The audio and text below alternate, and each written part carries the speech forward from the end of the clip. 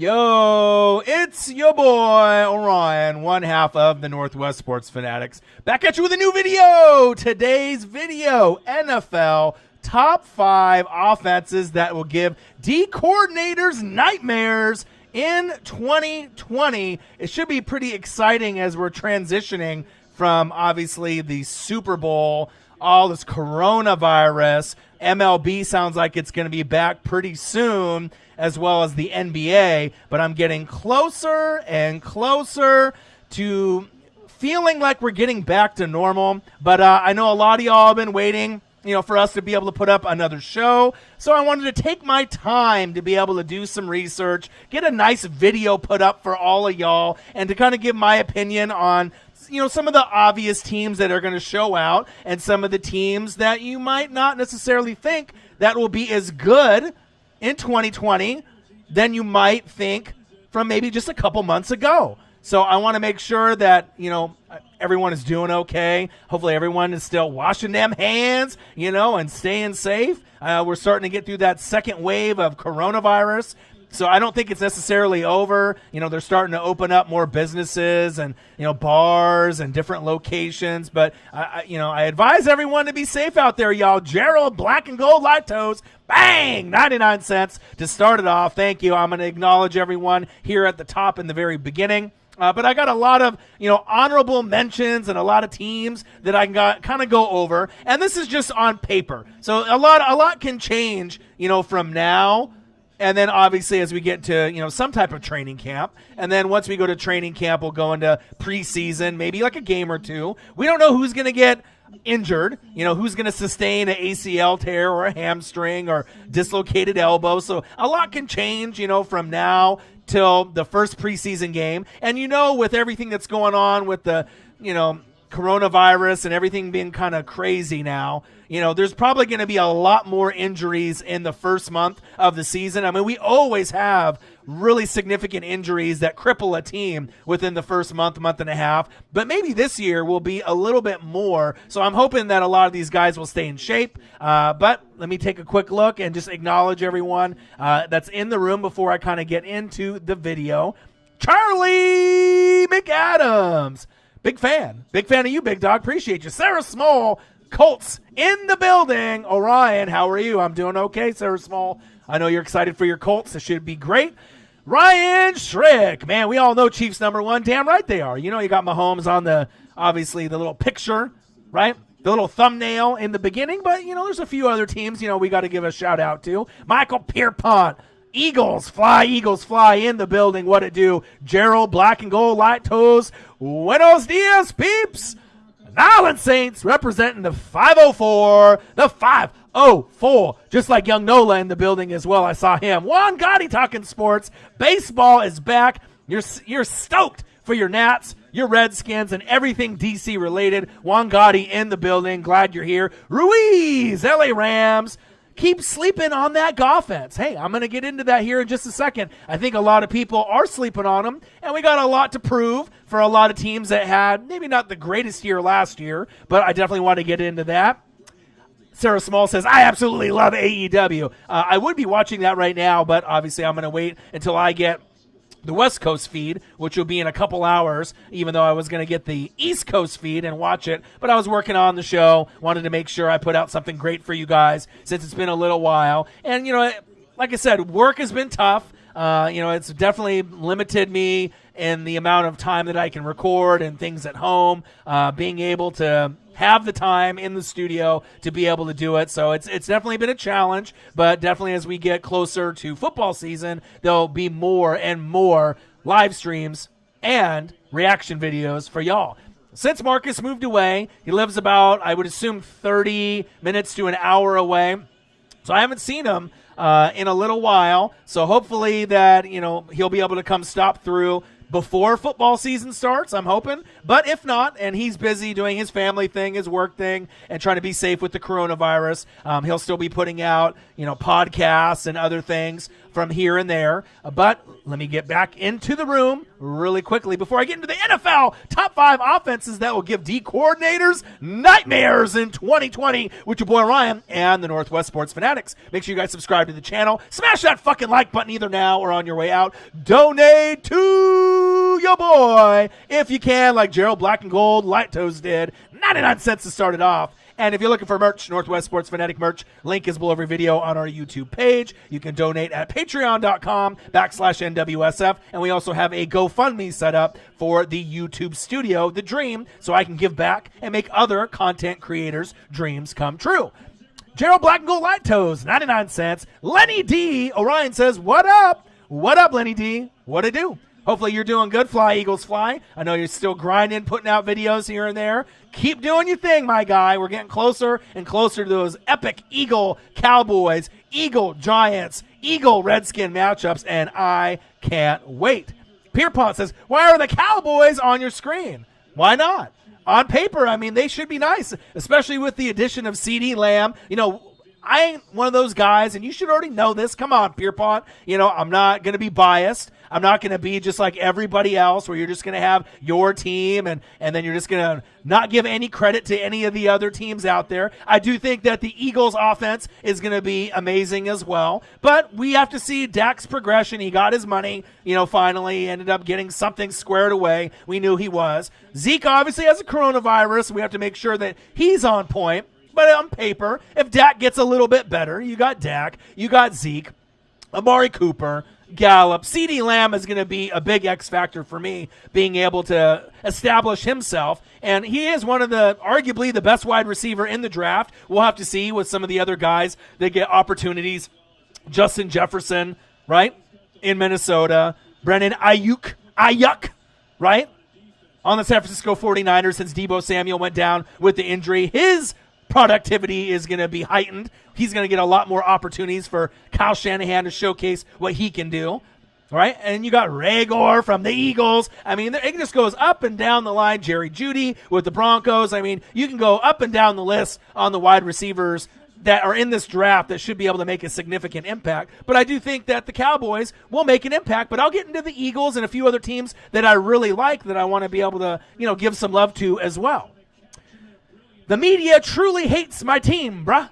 Lenny D says, well, it's the Eagles, man. The Eagles, the Cowboys. I mean, there's going to be certain teams, the Patriots. You're always going to get crucified. You're always going to be under the microscope. Everything is going to be magnified. But when it comes down to it, the Eagles and the Cowboys, to me, should be two of the better teams, not only in the NFC going into 2020, but two of the better teams in the entire NFL going into 2020. My personal opinion, I think they're both going to have pretty significant good seasons, unless you have some injuries that hold them back, or you know, if something happens with Zeke and coronavirus and he gets worse and for whatever reason he can't play, then the story is completely different. But I definitely like, or on the flip side, if Dallas Goedert doesn't get fucking knocked out at the bar in South Dakota or North Dakota, wherever he was, cheap shot by that guy, saw that video, not cool. But, you know, you get drunk guys doing crazy things, so we'll have to see where it goes. But I am excited for both teams in the NFC East, as well as the Giants and the Redskins, to show their development and what they can do as well. And that is big facts. Pierpont says disgusting. Well, you know what? I gave you guys love on the last video I did, right? And I didn't necessarily have to give the Eagles the thumbnail on the best O-line, D-line combos. And then obviously we saw with some of the injuries with Brooks. Very sad to hear. One of the key pieces, seems like he keeps getting injured year in and year out. I mean, is he going to be able to stay healthy? So I got to give love, to all the teams that I feel that need to be recognized. Sometimes it's going to be your Eagles. Sometimes the Cowboys are going to get love. But when it comes down to it, you're going to have to produce and prove it to me week in and week out. And we'll have power rankings and things are going to shift, as you know. But regardless if I have the Eagles or the Cowboys, on the screen, or if we talk about them, there's some other teams that might significantly be a little bit better than those two teams going into 2020, but we have to wait and see. That's why we play the game and we talk about it, and that's big facts. Let's see, Young Nola, yo, in the building. What to do, my guy? I have been extremely busy. I haven't been able to listen to the mixtape all in entirety, but hopefully after the live stream I'll be able to do that. If you guys have SoundCloud and you guys like rap music, go to Young Nola. You can see him there in the chat right now. Obviously, he is one of the up-and-coming rappers representing Nolans and the 504, and he's really, really good. I mean, he's got one remix that he's done. I think it's hit over 120K. So he's definitely grinding, he's doing his thing, and he's the one guy that I feel that's in social media that grinds as hard as me when I have the time to be able to put in the work, put in the time. Obviously, working a full-time job hinders me a little bit from being able to put in as much work, because if I could record every day, I honestly would. I could definitely do a couple reaction videos a day, a couple live streams a day. I got the energy, and a lot of y'all have seen that for me doing back-to-back-to-back morning game, afternoon, and Sunday night football, sitting in the chair for 9-10 hours straight. So obviously, if I have the time, the commitment and the energy, is always going to be there. So Young Nola in the building. You like rap music? Go to his SoundCloud and subscribe. What to do, my guy? Hopefully everything is doing good.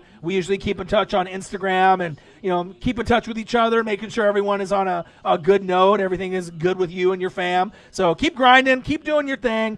The man works very, very hard, just like your boy, and I can respect someone that grinds regardless if it's singing, rapping, doing the sport thing, doing the YouTube thing, whatever you got your mindset to. Keep doing it. Never give up. No matter what anyone says, keep doing your thing. I believe in you, and the most important thing is as long as you believe in you, that's all that matters. If the family doesn't believe, you got sisters and brothers that don't believe, sometimes it can hurt a little bit. Right, the ego a little bit, hoping that everyone's going to support you. But the reality is a lot of people are going to hate. And that's the reality, you know what I mean? But as long as you're having fun, right, and you believe in you, that's all you can do. And you're going to have people like me that always am going to support and share and listen to your new songs and do everything that I can to support you. And that's big facts. So keep doing your thing, Young Nola, my guy, representing the Nolans Saints in the building. One of my best YouTubers on the channel, my boy Young Nola. What to do? Charlie McAdams, Chiefs going to be better because of the O-line and Clyde. I agree. That's big facts. Say, bro, I disabled my Instagram for a while. Okay, well, we can keep in touch. No worries there. Lenny D says, nobody's scared of the Cowboys. On paper, they look pretty dangerous. But obviously, if you're in that rivalry, in that NFC East, anything can happen. And, of course, I wouldn't expect any Eagle fan to be intimidated by any team, because more than likely, guess what? Fly Eagles Fly are going to win the NFC East. And if they don't win the NFC East, it's really their division to lose, in my opinion. I think they got the best team, top to bottom, in the NFC East, in the division.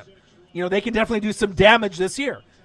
But I do like the pieces that the Cowboys have, and adding CeeDee Lamb, that was unexpected. I don't think anyone thought that he was going to fall, to that position, to that team. And it just depends if Dak can even get him the fucking football. We don't know. You know what I mean? We know that red zone, activity from Dak hasn't been the greatest. Decision-making hasn't been the greatest. Better than Jameis Winston, which almost everyone is, right? But if the Cowboys want to be a team to get deep in the playoffs, they want to get past all the other teams in the NFC East, you're going to need to see Dak take his game to the next level. And then obviously losing pieces on the O-line, Travis Frederick, that definitely hurts. But adding a CeeDee Lamb and then having Amari Cooper and Michael Gallup, which I absolutely love, those three wide receivers, you could argue as far as a trio, that's one of the best trios in the NFL. We haven't seen CeeDee Lamb on the NFL scene just yet, but everything that I watched from him in college, I liked him better than Jerry Jeudy personally. Jerry Jeudy's kind of like the Marvin Harrison, in the league. He's going to be a guy that can absolutely shred routes. He's got great hands. He's from Bama, Roll Tide. Him and Locke are going to be able to do, a lot of great things in Denver for the Broncos. But CeeDee Lamb gives you a little bit more juice to me, a little bit more excitement. So we'll have to see. He might be able to extend plays a little bit more, and Dak is going to need that for him to be able to take his game to the next level, and that's big facts. Sarah Small says, don't sleep on the Colts. I'm not. The addition of Jonathan Taylor from Wisconsin was huge. The Tampa Bay Buccaneers, I was hoping my team right, was going to be able to grab someone like that. But, with the addition of him on your squad and with Phillip Rivers, I mean, even though he's a little bit older, you got Quentin Nelson, my favorite offensive lineman in the entire league, arguably the best offensive lineman in the entire league. So we got to be able to see what other pieces are going to be out there. You got T.Y. Hilton, but what else? You know what I mean? What else is going to be able to be out there? And at this point, they don't have as many weapons at wide receiver to me to be able to be like in the top 5 consideration. But we'll see as the years go on if they address that wide receiver position, keep building that offense. They're going to keep getting better and better, and that's big facts. But I am excited to see what they can do as we go in to 2020. Stop Zeke, you win. In most cases, that technically works, Lenny. You know what I mean? You stop Zeke, you hold him. But you have other guys like Blake Jarwin, and then adding that additional weapon in CeeDee Lamb. So even if you double Amari Cooper, Gallup can make plays. We've seen Gallup take his game to the next level. If you play fantasy football, which I do, and I know a lot of y'all do too, if you had Michael Gallup before he got hurt, he was nice. I mean, he really got you a lot of points and really was consistent, and I feel CeeDee Lamb can be that consistent piece. And to me, CeeDee Lamb is one of those guys, he can be a wide receiver 1. So essentially you got 3 wide receiver 1s, or if you want to call Gallup a 1B, you got Amari Cooper, which is a number 1 receiver. I think CeeDee Lamb, personally, is a number 1 receiver, even though he might be 3rd in the depth chart now. And then you got Michael Gallup, who could be a 1B. He could be the second guy. But to me, I like his skill set, and I like where he's progressing, kind of like Chris Godwin. You've seen certain guys progress last season, and if you had him in fantasy, it paid big dividends. Also, another guy I feel that could break out, besides DK Metcalf, with the Seattle Seahawks, is Shark, right? DJ Shark, right, from the Jacksonville Jaguars. He's a guy that started to break out last season. He's the man. I think a lot of people, even if you don't watch certain teams play, if you watch certain guys and what they do in fantasy and look at their production game in and game out, you can kind of see who the next superstars are going to be in this league, personally. And I do a lot of research. As you guys know, I watch a lot of game film, which I have been doing. You better believe that. And I've been going to a lot of the team websites, going over depth charts, watching film, reading, just going over kind of the vibe of the team, any information that I can get at this point. And that's big facts. Nola said, have you heard my new tape yet? A few. But I fell asleep. I had to put in my AC unit because it got to about high 80s, 90 degrees, yesterday. So finally it was getting so uncomfortable that I had to put the AC unit in. So I definitely passed out a little bit earlier, and I have to go to work pretty early. But I will get into the full mixtape as soon as my show is over.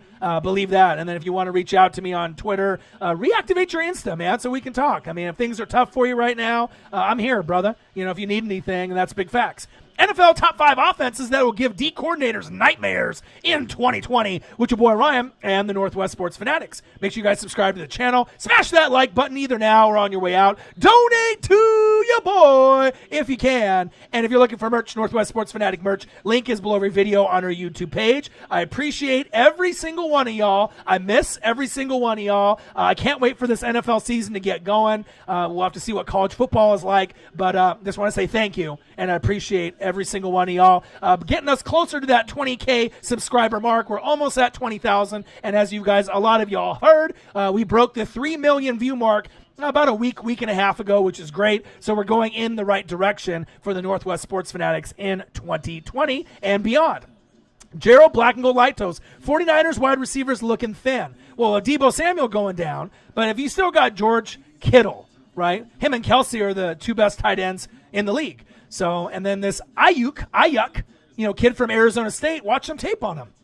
He's going to be just as exciting, just as devastating in that Kyle Shanahan offense. So I'm not worried about the Niner offense personally. Even though the wide receiving core might be a little thin to some, I think you're going to be truly impressed on Shanahan's play calling. Yeah, sometimes they get to the big game with the Falcons and the Niners, and they can't win the ring. I get it. I hear all the Shanahan talk. I get it, right? But as far as masterminds and play callers, you can't take that away from Kyle Shanahan or a guy like Sean McVay from the Rams. These guys are geniuses in our league, and I'm happy that these guys are in our league to be able to show what they can do moving forward in 2020. And obviously beyond 2021, 2022, 2023, and so on and so forth. Juan Gotti talking sports. Haskins will win MVP. Not this year.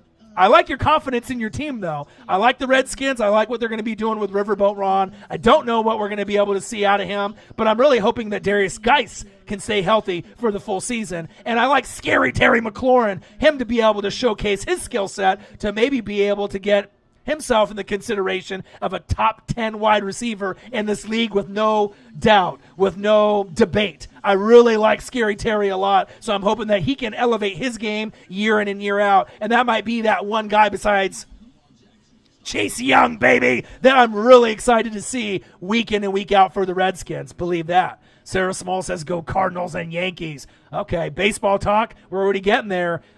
Did anybody watch that Ken Griffey Jr. documentary? I'm a big Ken Griffey Jr. guy, as you guys know.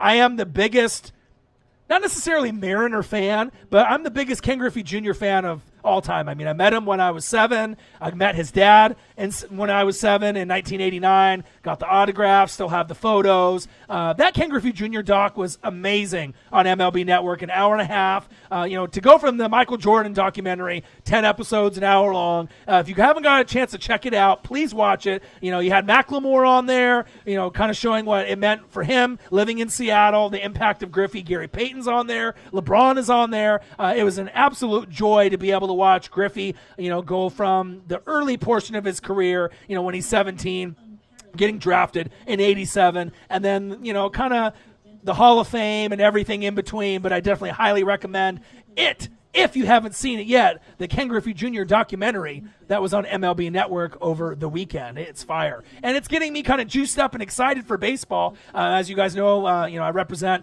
obviously, the Mariners, even though they're a shitty team just because of Griffey, Randy Johnson, Edgar Martinez, Ichiro. But another team that I really root for is my dad's team, is the Los Angeles Dodgers. And I'm really excited to hopefully do some Sunday Night Baseball live, pitch by pitch and reactions, or just to do some reaction videos, or just to do some watch parties when baseball is on for Sunday Night Baseball. We're going to have the shortened season. We got obviously a little bit of spring training that they're going to be doing next week. Coronavirus is kind of still fucking things up. And then around, I think, July 24th, they're going to start it off. But I'm excited. I don't know if a lot of y'all love baseball as much as I do, but me and my dad love it. And I can't wait for it to be able to get going again. And I know a lot of the players have been anticipating, to get this MLB season started since we don't have any football just yet. Let's see here. Cole English, Goffense, says, laugh my ass off. We'll see, Cole English. We will see. You laugh now, right? But you don't know how good that Goffense could be or will be this season, especially with Cam Akers. If you watch anything Florida State and you saw the impact of him, Brandon Cooks is gone, Cooper Kupp, contract year. He could be the wide receiver that has one of the biggest years this season. Cooper Kupp, the Rams, Cam Akers. Don't be surprised if they are a little bit better than you might think. I mean, remember, a lot of teams go from worst to first, third to first. Not everyone, is the, a powerhouse team that's going to stay on top, possibly like the Chiefs and the Ravens. Sometimes, teams go up and down, or like the Saints. Sometimes you're going to have new teams that come to the top, and sometimes teams that were at the top, kind of scale back a little bit. It's the NFL. It's natural. It's the progression in the NFL and what happens. Pierpont says, you like my cards? I haven't got the chance to check them out yet. I know people have been messaging me on my phone, but I want to be able to do the show. But I promise I will be able to check them out. Cam Akers is going to bring that play-action pass. Cam Akers is not only going to bring the play-action pass, he's going to bring something that they've needed, giving you that kind of Todd Gurley feel. I'm not saying Cam Akers or Ruiz is going to be a Todd Gurley, but I think that Cam Akers is going to have a significant impact on that Rams offense, and I think people are going to get hit by surprise on how athletic he is, what kind of hands he has, and the type of person that he is on and off the field. I absolutely love me some Cam Akers. Yankees, Nats, World Series, Nats win in 6. I don't know about that, man. I got to get the Dodgers in there, man. I need Dodgers, Yankees. I need Dodgers in 6 for my dad. We've been waiting since 88, Kirk Gibson.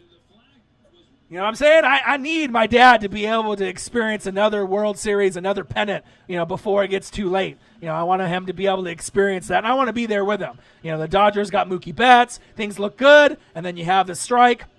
So we'll see where it goes. But I definitely will be able to do quite a few different matchups on Sunday Night Baseball as we're getting into the season in July and August. LL Ghost Dad, $10. I missed it, but I'm sure my boys were up there. Who dat? Well, I haven't got into the show just yet because, I'm obviously vibing with the fans, but I'm going to get into a lot of the teams. Appreciate the big love. LL Ghost Dad, $10 donation. My boy, appreciate you very, very much. A very generous contribution to the channel and your boy. But I like to get through all the comments. I know a lot of YouTubers, they like to just kind of skip through them and whatnot, but I try to go through as many as I can and then get into the show because I don't want to, not skip anybody out. I do love and appreciate every single person, and if I didn't, I wouldn't do this on almost every live stream that I do, and sometimes I get really far behind, but it is what it is. I hope Marcus comes back. Charlie McAdams, he will. You know what I mean? He'll be able to come out as much as he can during football season, believe that. Lenny D says, Darius Slay has been a top 5 corner for a while now. Big play Slay. But now all of a sudden he comes to the Eagles and he ain't even a top 10 quarterback. Media have an agenda against my Eagles. But come on, Lenny D, when you see shit in the media, maybe excluding sometimes Good Morning Football will have some questionable top 10s or lists, but a lot of times I think Skip and Shannon, ESPN, and they, a lot of these other networks that put out the lists, they put out lists that they know aren't necessarily accurate to be able to get fan reaction. Just like when you end up seeing some of the reactions on the top 10 corners in the list and you see Lattimore, sitting at 10, which is, probably a little low for him. I know he did LOL on his Twitter, thought that was kind of hilarious. And there's a lot of, corners that are out there, but think about how many corners are out there, right? So look at all the teams that are in the league. So if you got over, 30 teams in the league, 32, right? And you got three corners, a left side, a left corner, a right corner, and a nickel, 32 times 3, that's a lot of fucking corners, right? Over 90 fucking corners that are starting in the league, typically. Depending on if you're running nickel, dime, quarters, prevent, right? But even if you end up taking out the nickel, the third corner, right? 2 starting corners, left and right, 32 teams. You got 60-plus corners that are out there. So if someone's not in the top 10, that doesn't mean they're a trash corner. You know what I mean? A lot of times, if you're in the top 25, the upper third, the top third of the corners in the league, that's great. You know what I mean? You don't necessarily have to have the ranking of, I'm the 8th best corner compared to the 12th best corner. I don't think that really fucking matters. You know what I mean? You got to be able to get out there and show the production. But a lot of these shows, they do it just to get a rise out of fans. And it looks like they got a little rise out of you, Lenny D. I love Big Play Slay. I always, love the guy. I've seen what he could do with Detroit. And a change of scenery for him is going to be great. And he's going to play great for you guys. That's big facts. Ryan, maybe you and Marcus should use StreamYard to stream so you guys don't have to worry about having to be together. Well, it also depends if he's got internet at his place that's fast enough to stream. So when we were doing reaction videos for the first couple years, he had Comcast, and it wasn't even fast enough to do a live stream. So I ended up moving the equipment to my place because I have Frontier, which now is like Ziply Fiber, whatever the hell that is. They got bought out, right? So I have internet that's fast enough to be able to live stream. So I don't really know if he's got a computer. He's got a laptop, but I don't really know the speed or the capabilities of his laptop. But at some point, if we're able to do it, from like you can have me on one side and Marcus on the other, that'd be great. But I know he'll be able to come through, and we're going to be able to, do the live streams together, especially for at least Monday Night Football and Thursday Night Football. And I'm going to be able to, punch out as many Sunday Night Football as well. Monday night, Thursday night, Sunday night. And if there's like Sunday games in the morning and I'm available, or in the afternoon, I'm going to be able to grind and, do as much as I can. Ruiz, he said, exactly. Big facts. Chiefs with all that speed, Mahomes, Kelsey, the O-line, now adding Clyde Edwards-Helaire, damn right. Ruiz says, I fear the Chiefs only, which a lot of teams should. We ain't getting no receivers, sadly.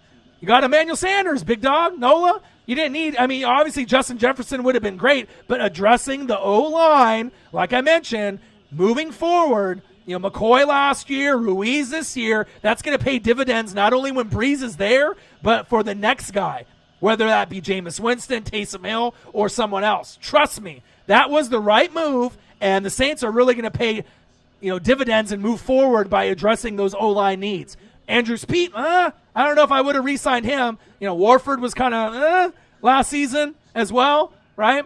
But Andrew Speed was the guy, do we want this guy or not? Giving him that extension was shocking, but obviously, as you know, the liability was Warford and Pete. but you got McCoy, Ruiz. They're very versatile. They can play multiple positions. So we'll see what we can do moving forward, and that's big facts. Ruiz, you got a top 3 wide receivers. Why are you tripping? Nola says, who are top 3? And let's see, Charlie McAdams. Does Zeke actually have COVID? He does. Nathan Dotson in the building. Suppo Rizzle, what to do? What my guy, Nathan Dotson, what to do? Javon Wright, yo, Panthers in the building, what to do? Michael Thomas, Sanders, that's it, right? But you still got Jared Cook. Taysom Hill's going to be able to get out there and make some plays. So you got nice weapons out there. And Emmanuel Sanders is almost as good as 2 new wide receivers coming in, to be honest. I mean, if you look at his production and what he does for every team that he goes to, as long as he gets the right opportunities and Michael Thomas is doubled, Sanders is going to make a lot of big plays. And, even though Jefferson's going to get a lot of looks in Minnesota, if Jefferson was on the Saints, you don't really know if he's going to give you better production than Sanders is going to this season for the Saints, personally. You don't know. Because obviously we know Jefferson might be in the Rookie of the Year conversation because he's going to get a lot of looks because Diggs is gone, right, for Minnesota. So he's going to get targeted a lot. But when you got Can't Guard Mike, the best wide receiver in the game, Jefferson isn't going to get as many touches there. Sanders is going to be able to help with the double teams, right? But it just depends on the team, the play calling, the situation. I like Sanders on the Saints. It's only short term, but I think it definitely can help you out quite a bit. Ruiz, MT is a top 3 in the league. Ruiz, LA Rams says. Michael Thomas, love him. He's great. Javon Wright, what's up, Ryan? What to do? Ryan, maybe you and Marcus should use StreamYard. Okay, yeah, I know. We got to be able to do that. I see you. Lenny D, Sanders is good. Don't sleep on Emmanuel Sanders. He can catch fire now, Lenny D says. Absolutely. Panthers offense, Javon Wright, over everyone. Oh, man, I needed a good laugh today. I love myself some Run CMC, but you got a long ways to go, my guy. You got a long ways to go, my guy. All right, let's see here. Well, now we're getting into the rap conversation. Da Baby is not the GOAT. Lil Wayne the GOAT, boy, he said. Lil Wayne. Oh, there's a lot of conversations you can go there, and that's big facts. Okay, guys, got to study for class. Enjoy the stream, fellas. Appreciate that. He said, do they have a hip-hop Hall of Fame? Lenny D getting deep right now. All right, here we go. Rui says, all right, Gerald, get that knowledge. Appreciate you. Javon Wright, Mahomes, laughs in Kermit. Oh, man. Hit that like on the way out. Appreciate you guys very much. Kendrick Lamar is the greatest rapper right now. Debatable. I do love me some Kendrick, though. I'm out here on the West Coast. He's great, but there's a lot of others that are out there now. But there's a lot of others out there that are making garbage music, and that's big facts as well. Ruiz LA Rams, they talking out of Louisiana, bro. Big facts. All right, maybe you and Marcus should use the StreamYard. I hear ya. That's the link. No one talks football like you guys. Charlie McAdams. Damn right. That's why we got the fan base, the love, the commitment, the energy. We bring it because, the thing is like anyone can follow one team, your team, right, and know everything about it. But imagine having to follow every single team in the NFL. I mean, I don't have to do that, but I love the game, and it's something that I'm going to do anyways. So I love being able to do my research and be able to talk it up with every single fan of every single team, and that's big facts. Panthers top 10 offense. Highly unlikely, Javon. Highly unlikely, but we'll see where it goes. Let's see here. DJ Moore, Robbie Anderson, Curtis Samuel. Top 5 wide receiver trio. I disagree, but they are going to be able to show out. I see DJ Moore and Curtis Samuel elevating their games and getting a little bit better this season than last season. And you got Run CMC, and that's fantastic as well. Pierpont says, not a Shark fan, not a DJ Shark fan. I am. I love him. I think he can ball. And if you had him in fantasy football, he put up huge numbers, and he's very consistent, and that's big facts. Let's see here. He said, I disabled my Instagram to clear my mind, Nola says. Okay. Hopefully you bring it back. This is Albert. Oh, looks good with me and the Broncos tight end. Okay, Jomo, I hear you. Tyreek, number 4, best wide receiver in the league, maybe number 3. Yeah, they got a lot of pieces. Brian Chafino, Baltimore Ravens in the house. What to do? Haven't seen you in a little bit. Hopefully everything's good with y'all. Cheetah is top 5. I think a lot of people would agree with that. But if he's not top 5, you got to probably put him at least in the top 8. It just depends on what you're looking for. Possession wide receiver. Obviously, with his speed and his ability to break away. It's one of the most exciting things in the NFL. Mahomes and Tyreek, the freak hill for a touchdown, and that's big facts. Six Ink in the building. He said, what was the list? If you already said it, I'm going to be able to get into the list. I was hoping to get in the list, but I got so many people chatting left and right. I just wanted to be able to acknowledge as many as I can, and I'm scrolling through. Let's see here. I'm getting closer and closer. Okay, I see some Devontae Adams and Godwin talk. Evans, Michael Thomas, Julio, Tyreek the Freak Hill. Okay, I see y'all. I'm scrolling. I'm getting closer, guys. I'm getting closer. I take 2 Bucs wide receivers over Hill. And I think a lot of people would, too. Pierpont, you know what I mean? Godwin is going to break out. He could be the number 1 wide receiver this season with receptions, yards, touchdowns. There's a chance that he could have a huge, huge season, right? Mike Evans is great as well. I think a lot of times people forget about him, and to me, he's a top 5 wide receiver in the league, but a lot of people don't want to give him top 5 wide receiver credit. They have him at 6, 7, 8, 9, and that's fine, right? But Mike Evans is one of those guys, he's very consistent. If you look at his numbers and having a garbage quarterback like Jameis Winston and still putting up huge numbers year in and year out, even with Johnny Football at A&M, I think it really does show you that Mike Evans is and should be in everybody's top 5. And hopefully, you know, if a couple more big seasons that, you know, if you look at the consistency from the rookie year and then the second year, third year, fourth year, and so on, that you can really see how great Mike Evans really is in the NFL. And no matter if he's on the Bucs or if he goes to another team, he's fantastic. Big facts. All right, see. Stephon Diggs better than Hill? Are you drunk? Uh-oh. People getting crazy. I'm getting very close, guys, to the comments. I'm scrolling down here. I have Mike Evans over Tyreek Hill, and I think I would too, personally, even if I wasn't a Bucs fan. I love what Tyreek the Freak Hill does, but the bottom line is if you have Mahomes, you have the number 1 quarterback. You got Travis Kelce, the number 1 tight end, and if you don't think that he's number 1 and you have George Kittle at number 1, even though I like Kelce kind of more at number 1 and Kittle at 2, and you can flip-flop those guys. So you got the best quarterback, number 1. You got the best tight end, number 1. If Tyreek isn't 3, 4, 5, that's not a big deal. I mean, look at the rest of the pieces that they have. You know, if Tyreek the Freak Hill is the 6th best wide receiver in the league or the 9th best, it's not going to matter. He's going to produce, and he's the fastest player in the NFL. I haven't seen anybody faster than him, and he definitely ends up breaking away and showing out, and not a lot of guys can do what he does on the football field. So if you want to put that part of his game, the speed and the breakaway ability as a top 5 wide receiver, then I can agree with you. You know what I mean? But if you're looking for a more of a taller, complete wide receiver that maybe does a little bit more in the red zone, maybe for jump balls, fade routes, then you can see a guy like Mike Evans and some of these other Devontae Adams, Julio, some of these other guys getting that type of recognition. But speed kills, and that's big facts, and that's a big part of why Kansas City, you know, was so dominant these last few years and why they won the Super Bowl. And that's big facts. All right, I'm scrolling down. JJ Trilla, what's good, my guy? What's good? Cowboys, we damn boys in the building. All right, so it looks like I'm almost caught up here since J.J. Trilla is in the building, Lenny D's in the building, Pierpont's in the building. We got Eagles and Cowboys talking trash back and forth. Here we go, back and forth. So let me start it off now. NFL top 5 offenses that will give the D coordinator nightmares in 2020 with your boy Ryan and the Northwest Sports Fanatics. Make sure you guys subscribe to the channel. Smash that like button either now or on your way out. Donate to your boy like Gerald Black and Gold Light Dose did and LL Ghost Dad did. Please do. And if you're looking for merch, Northwest Sports Fanatic merch, link is below every video on our YouTube page. You can go to patreon.com/NWSF, and you can also go to our GoFundMe and donate there. And that'll, you type in NW space sports space fanatics, and that'll kind of go over the dream project of opening up a YouTube studio here in my hometown. So some of the teams I just want to kind of give some love to. The Eagles. That's big facts. With Rager and so bad it hurt Zach Ertz and Dallas Goedert, even though he got knocked out. Still love the guy. Carson Wentz, Miles Sanders. You got plenty of pieces. Alshon, D-Jax. You can go on and on and on. But I absolutely love what the Eagles, I think, they are going to do this season. They should be able to be right there with the Cowboys for the NFC East crown. But you don't really know with the Giants and the Redskins. They're getting closer.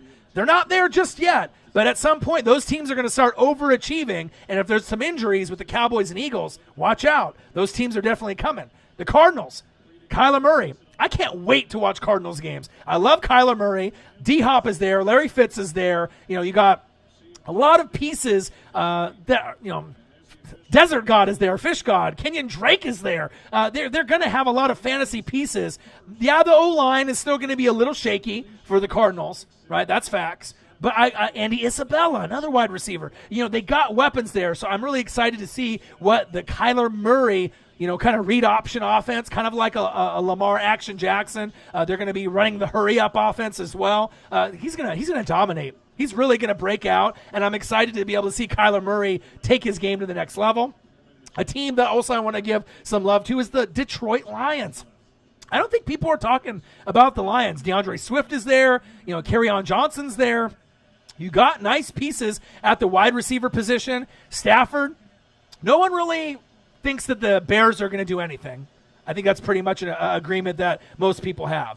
We're thinking the Vikings, right, and the Packers should be at the top of the NFC North. But what about the Lions? Every 3 to 4 years, they end up kind of breaking out. And I think the Lions with Stafford, especially with DeAndre Swift, if he ends up being the DeAndre Swift, kind of a Todd Gurley-ish running back and taking the starting job over Kerryon Johnson, and if Kerryon Johnson's the change of pace back and you got DeAndre Swift as the main back, that could be really big for the Lions moving forward to get them to 9, 10, 11 wins, especially with the wide receiving core that they have. So I think the Lions are a team to keep an eye on. I don't know if anyone's really talking about them. Obviously, we know Aaron Rodgers and the Packers. Aaron Jones, who? Aaron Jones, Devontae Adams, and the rest. The Packers should be great. They should be the best team in the NFC North, but look out for those Lions.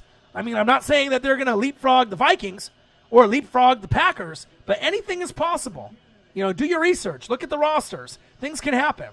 Packers, Lions, love them. The Titans offense, Ryan Tannehill. Like I told all y'all, going into the season, I thought that besides Tom Brady, Ryan Tannehill would have been my number one choice to come to the Tampa Bay Buccaneers.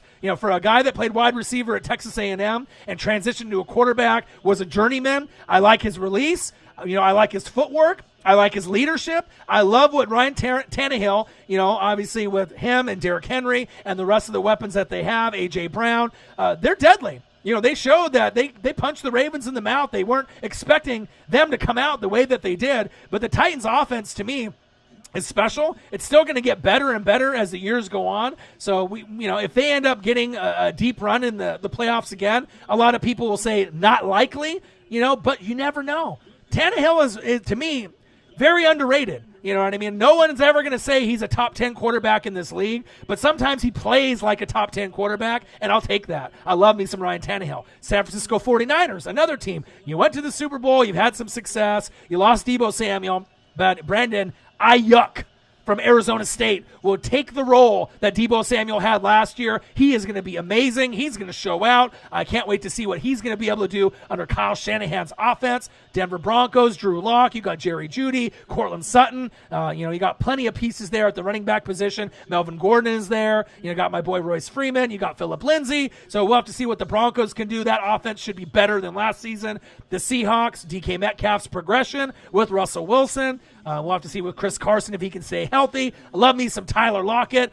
Tyler, get to the door and lock it. Love me some Tyler Lockett. One of the guys that is the best route runners, best hands, and one of the best connections with Russell Wilson that I've seen in a long time. And then the Rams, another team that should have a better offense. No more Brandon Cooks. Cam Akers from Florida State at running back is there. You got Henderson there. You got Brown there at running back as well, right? But you got plenty of opportunities for him to be able to show out. Cooper Kupp in a contract year. They should have a better offense. And then teams that I'm kind of wondering where their offense is going to be.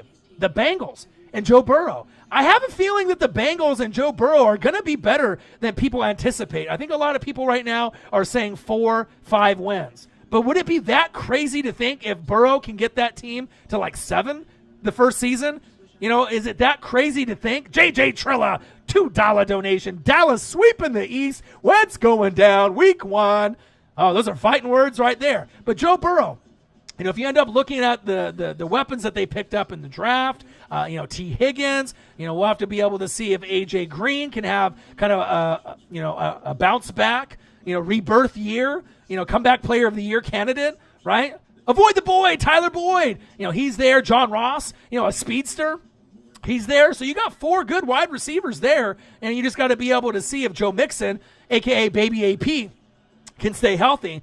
I kind of like what the Bengals are doing. The offensive line still needs a little bit of work, but they're going in the right direction, kind of like Denver. They've been addressing the O-line, but I need more. I've seen that they've been drafting guys, and they've been picking up guys in free agency, but I need to see a little bit more within these last 2 seasons, even though they are addressing some of the concerns, but then some of those guys are getting hurt. But moving forward, if those teams, the Broncos and Bengals can address the line more, right, and get the defense on point, we're going to see some nasty football. The Browns, God, are we going to be able to see Baker Mayfield take it to the next level? I don't know. I mean, I think a lot of people are kind of giving up on him. We got a new head coach there. You got a new system in play. You got Njoku. You got Jarvis Landry. You got Odell Beckham. I hear it. You got the weapons. You ended up picking up, the Falcons tight end as well. So you got weapons on weapons on weapons, right? But I just don't really know what we're going to get. The one thing I do know from the Browns is Nick Chubb is the shit. All right, Nick Chubb, to me, is a top 5 running back in this league. That's one thing I absolutely do know, that he's going to show out. And with a good running game, that's a quarterback's best friend.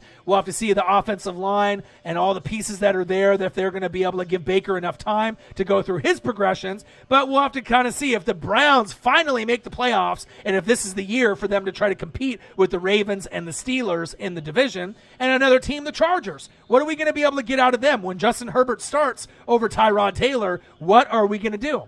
What are they going to be able to do out there on the field? You got Eckler, no more Melvin Gordon, so they got some pieces out there as well. Keenan Allen is another wide receiver that's very underrated in my opinion too. He doesn't get enough love, so we'll have to kind of see. Derwin James, to me, is going to be a big impact for that roster. I know him and Jamal Adams, my 2 favorite safeties. They've been in the news a little bit. Jamal Adams is looking for a new home. Cowboys need to make that call. If you can make it happen, Jamal Adams on the Cowboys would be great. I know that he would want to play there, and he could pay dividends, the first game, week 1, week 2, week 3, whenever it is. But I'm not sure if that deal is going to happen. There's a lot of teams that are interested in Jamal Adams, and the compensation is going to be high for a player like that. Believe that. That's big facts. But Derwin James, coming off his injury, he can play a big impact on getting the football back, to Justin Herbert or Tyrod Taylor in good field position, and I'm excited to see what the Bengals, Browns, and Chargers are going to do. So let's get into the list.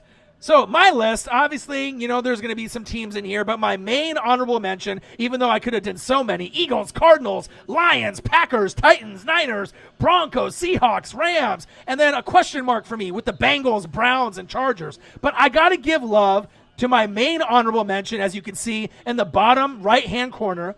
My boy, Josh Allen, has got Stephon Diggs, John Brown, Cole Beasley. I absolutely love the Buffalo Bills. I think that this team is going to be the number 3 team in the AFC. Yeah, you got the Chiefs. Yeah, you got the Ravens. But who's going to be that 3rd team? Some think it's the Bills, with maybe Josh Allen's progression. Maybe it's the Steelers. Maybe it's another team that we're not talking about. But to me, based off Coach McDermott, right, based off the quarterback progression with Josh Allen, the running game, you end up having Devin Singletary, which I love, TJ Yeldon, and you get a Zach Moss from Utah. If you watched him play, he's going to be that nice change of pace back that if anything happens to Singletary and Yeldon, next man up. I absolutely love Zach Moss and what he can bring to the team if his name gets called. Diggs, bringing Diggs there gives them a true number 1 wide receiver. John Brown, Cole Beasley, Dawson Knox at tight end is underrated. You hear me? And Josh Allen is kind of like Justin Herbert. Sometimes, you can make the amazing, 45-yard post route on a dime, but then it's a 5-yard out and you overthrow the receiver 10 yards out of bounds. And you're like, what the hell, Justin Herbert? Or what the hell, Josh Allen? Right? The couple of games against the Patriots last year, right? They should have beat the Patriots in those games. But Allen had some bad interceptions, overthrew some balls, underthrew some balls, kind of led the receivers sometimes too much, but that comes with age, maturity, and able to, be able to get more comfortable with this NFL game. And as we know, Patrick Mahomes and Josh Allen have the 2 strongest arms in the NFL, period. Right? So now it's just about Josh Allen trying to tweak that accuracy. He's never going to be as accurate as Patrick Mahomes. But if you look at the offense, The offensive line, Josh Allen, Zach Moss, Devin Singletary, TJ Yeldon, Diggs, John Brown, Beasley, Dawson Knox, with an amazing defense as well, and a great special teams. The Buffalo Bills, to me, have got the honorable mention right there out of the top 5, but very close, and I think that they're going to go far. I think that they can win the division, the AFC East, over the Patriots, the Dolphins, and all the rest, and the Jets. I don't even want to mention them, and I really feel that they could do some damage, and if the Bills make the AFC Championship game this season, don't be surprised. Look at the depth chart. Look at the roster. Look at the defense. Look at the coaching job that McDermott has done.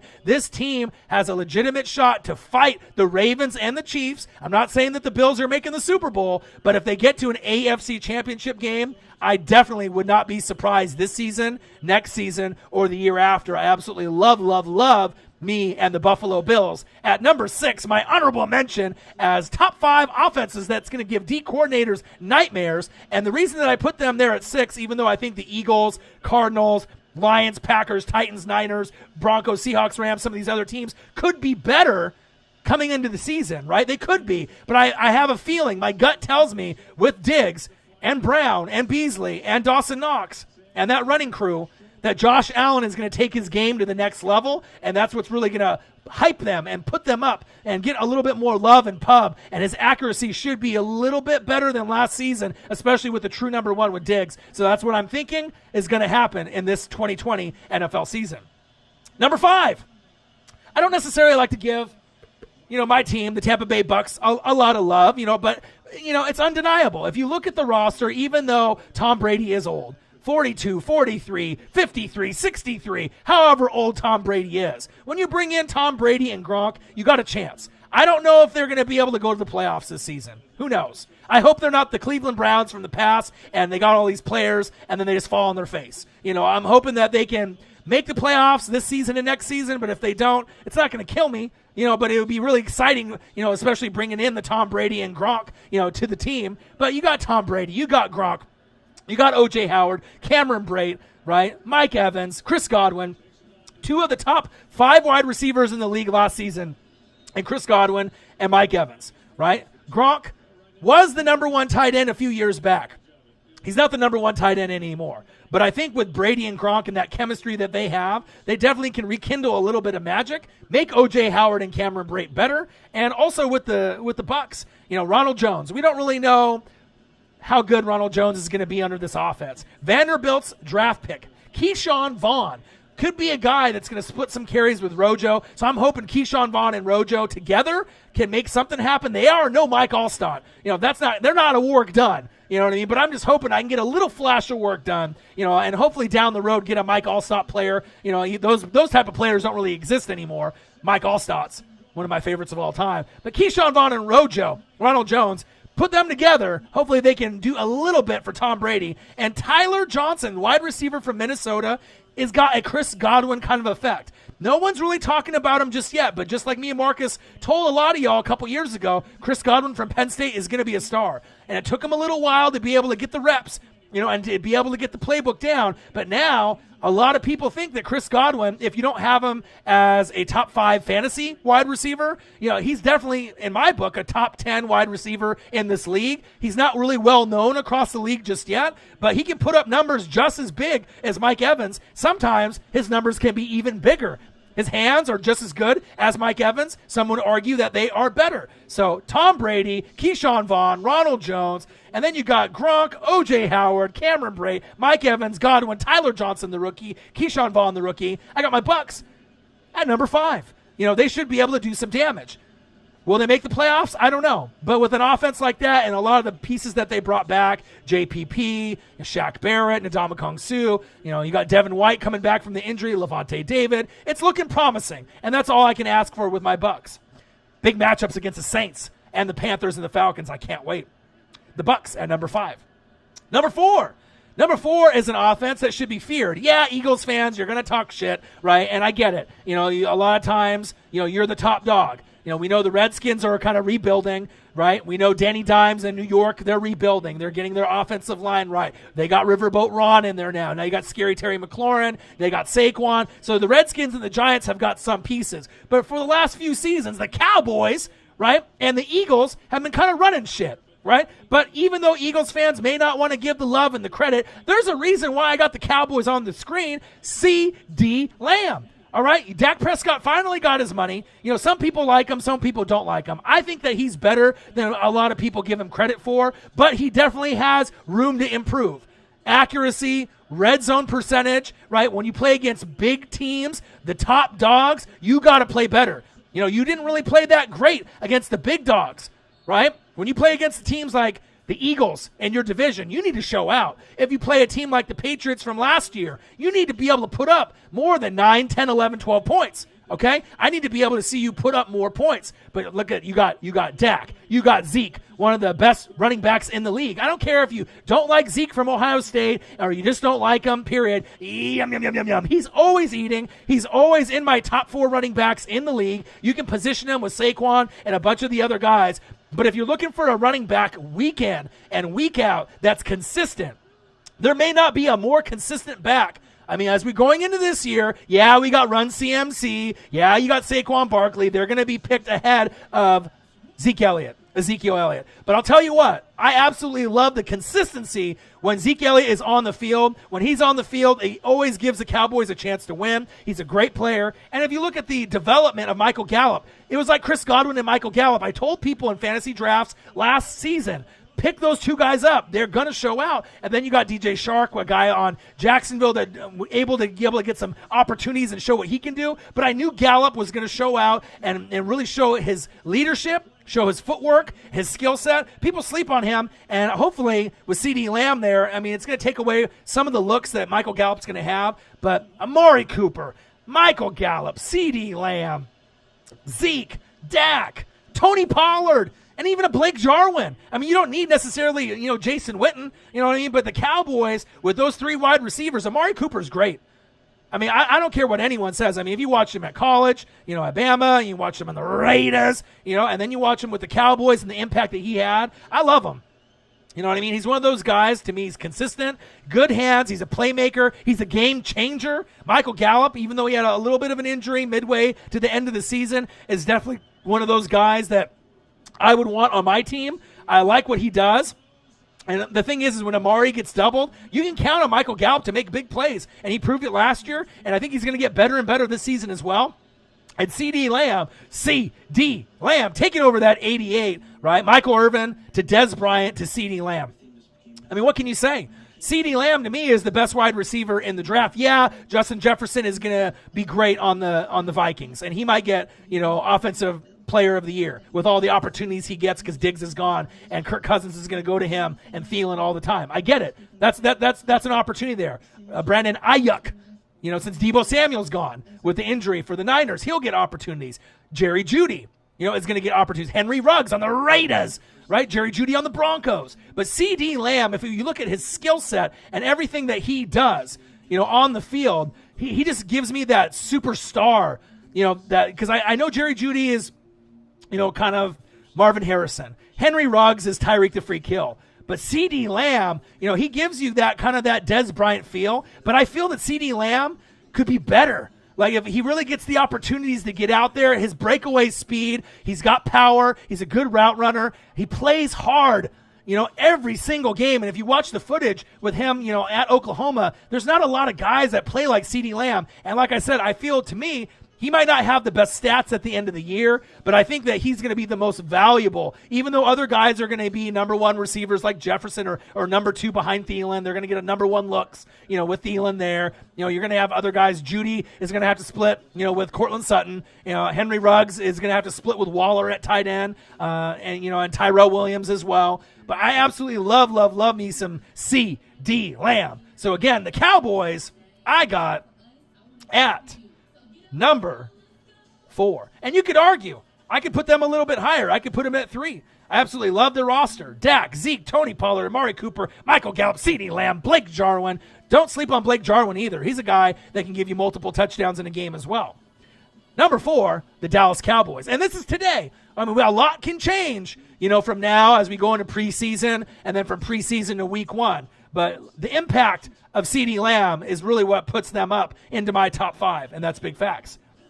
Number 3, you could swap with number 2. I absolutely love this team. you got the guy on the Madden cover, Lamar Action Jackson, and the Baltimore Ravens. If anything happens with the Kansas City Chiefs, right, the most likely team that's going to be able to take advantage is the Baltimore Ravens. Maybe the Buffalo Bills behind them. But I really see that the Baltimore Ravens are going to get to a Super Bowl. I really feel that Lamar Jackson needs to improve on his clutch performances on third down. When things get kind of heavy and they need him to be able to make a play, the Titans, stuffed him out. But also, too, when the Ravens struggled, if you noticed, right, the offensive line wasn't really in sync, but the main thing to me, Mark Ingram, right, wasn't healthy. When Mark Ingram is healthy, the Ravens are a completely different team. So if he's giving you 110 yards and 2 touchdowns or 130 yards and 1 touchdown, he's really spreading the ball around, not only for the wide receivers and tight end to be able to,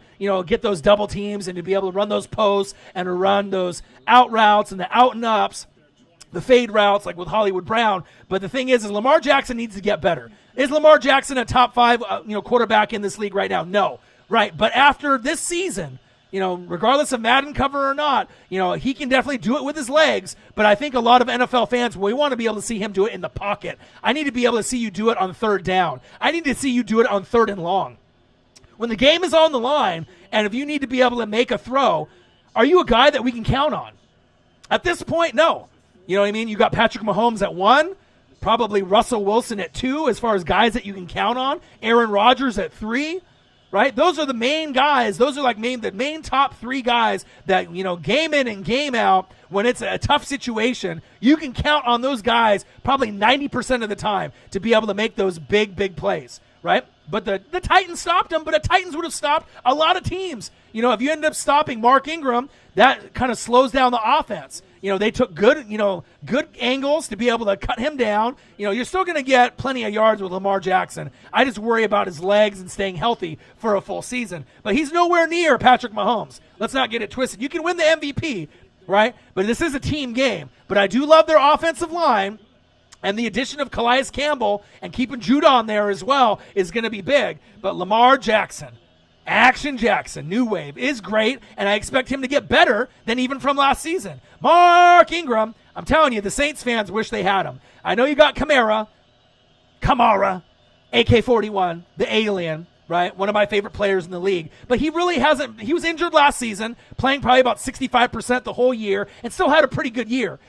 But the combination with Mark Ingram and AK-41 was special, right? They don't have that anymore. Latavius Murray and Kamara, right? It's good, right? But it's not Mark Ingram and AK-41 good, because that was great. You know what I mean? And I know that if they had that duo on Nolans, that would have been able to take them a little bit further. Love me some Mark Ingram.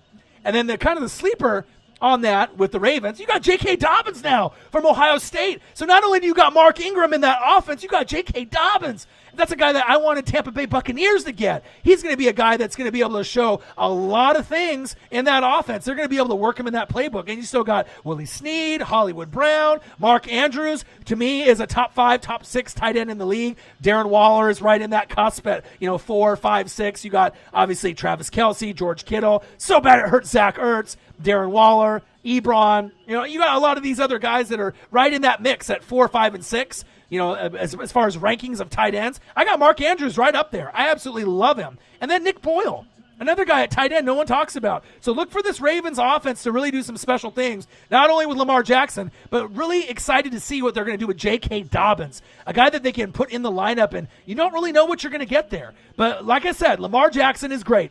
He can win MVPs. You can get to AFC championship games. Right? And you're going to have to go more than likely through the Chiefs, unless the Chiefs play someone like the Titans and get knocked off before they play them in the AFC Championship game.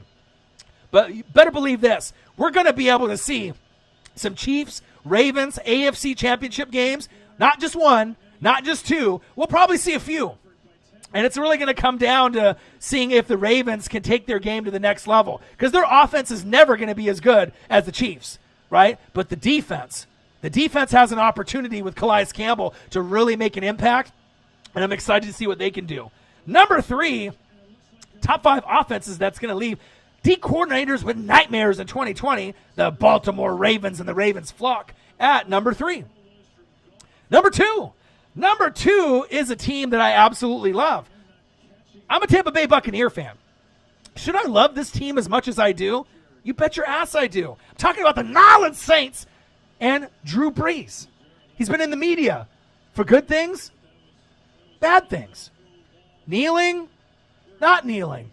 But the undeniable fact is Drew Brees has got an amazing offense. You got AK-41, Alvin Kamara, Latavius Murray, bringing in Emmanuel Sanders. I know a lot of y'all wanted Justin Jefferson, but it's going to be all right. Emmanuel Sanders is a stud. Michael Thomas can't guard Mike, the best wide receiver in the game. Yeah, some people think it's DeAndre Hopkins. I can't argue there, but I definitely think Michael Thomas and DeAndre Hopkins are better than Julio and some of the rest that you have in number 4, 5, and 6. Julio just doesn't get into the end zone enough for me. Yes, Julio is a freak. I get it.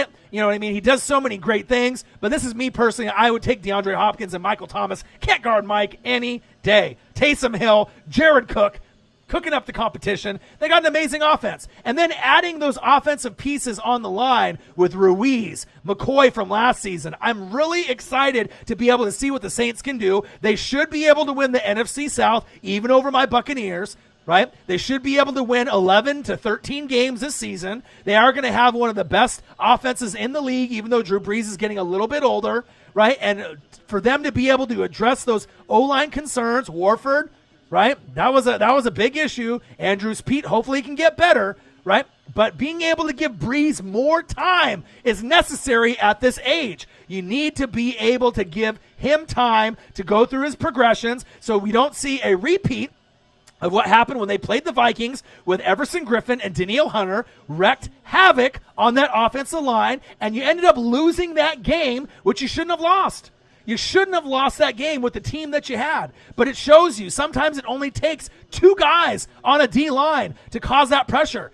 Instead of Brees having 2.5 to 3 seconds, he had 0.5 to 1.5 seconds. And sometimes a second is everything in football. Not being able to go from Michael Thomas to the next person, to Jared Cook, or maybe AK-41 in the flat. I mean, those were big things that were missed. And, a lot of those pressures. And then towards the end of the game, when they probably could have went with Taysom Hill instead of Drew Brees, just the momentum that I was feeling, if they would have went with him, I don't think, Taysom Hill would have fumbled. When obviously Drew Brees did, but Drew Brees is the Hall of Famer. He's Drew Brees-us. I get it. But sometimes if you're going to mix in a guy like Taysom Hill, if that's going to be the heir apparent, even over Jameis Winston, sometimes you got to know in your gut when to be able to let a guy play. It's like when they went to the Super Bowl, right? And when they played the Colts, you remember that? Jeremy Shockey and all that. You remember that? And then they went for the onside kick, and then they got it. You know what I mean? Sometimes you got to make big plays. But I absolutely love the New Orleans Saints, Drew Brees. You got Taysom Hill, Jameis Winston, Latavius Murray, AK-41, Emmanuel Sanders, a huge pickup. Can't guard Mike, the best wide receiver in the game, Michael Thomas, Taysom Hill, Swiss Army knife, the only Swiss Army knife that really produced game in and game out. But there's going to be others because this is a copycat league. You believe that. And you got Jared Cook, who's kind of making himself, even though he's an older vet, he's putting up top 5 tight end numbers, which is pretty amazing if you think about it for his age and being a journeyman. And sometimes, in the past, when you saw Jared Cook, he'd have, 90 yards and 2 touchdowns. And the next game, he'd have 1 catch for 5 yards. But with the Saints, they really implement him more in the offense. Kind of goes Michael Thomas. Jared Cook was almost like the second option last year. Now he might be number 3 because you got Emmanuel Sanders there. But I'm really excited to be able to see what they can do as a team, adding Emmanuel Sanders. New Orleans Saints and Drew Brees, number 2. Number 1, you saw the thumbnail. Come on now. The best team in the NFL. They got the best offense in the NFL. The Kansas City Chiefs. The champs is here, and they could repeat. I mean, this team has got the depth. This team has got everything that you would want in an NFL team. I mean, I haven't seen depth like this since the Cowboys, 92, 93, and 95. I really feel the Kansas City Chiefs can build something special. I think that they can catch up to the New England Patriots if they keep a majority of their players. They're not going to probably be able to keep Chris Jones. Chris Jones, who? Chris Jones, long term. But if you want to be able to try to go back to back, like Drake would say, you got to keep Chris Jones in the building. You got Honey Badger on the back end. I love the pieces that you got. Frank Clark as well on the defense. Offensive line with Mitchell Schwartz, underrated. One of the best tackles in the league. I absolutely love him. Patrick Mahomes, the clone, Damian Williams, Clyde Edwards-Helaire. Are you fucking kidding me? Have you watched that championship game, the Natty, LSU, and what they did over Clemson, even though I do love me some Trevor Lawrence, watch out for him. That might be my favorite quarterback, not named Patrick Mahomes, as we go into the draft next year. Absolutely love a lot of him. He could be the next Andrew Luck, possibly better, Trevor Lawrence. But Clyde Edwards-Helaire is like a Maurice Jones-Drew, but better, in my opinion. He's shifty. He's a bowling ball. He's got really good jukes. And if you end up seeing how shifty he is, when he can end up taking an ankle and breaking the shit out of that ankle, we're going to go, skirt, skirt, a lot with Clyde Edwards-Helaire. You better believe that. I absolutely love watching him on film. And I watch SEC Network almost daily. And I love being able to watch the old matchups, the championship games, and the run that Joe Burrow had. And Clyde Edwards-Helaire is the truth. He might not have been the number one rated running back. DeAndre Swift, you got him and what he's going to be able to showcase on Detroit. You got Jonathan Allen, right? And you got some of these other guys, that are going to be able to show out on their teams, right? Like the Colts. But as far as a perfect fit, Clyde Edwards-Helaire is it. I can't wait to see him. Travis Kelce.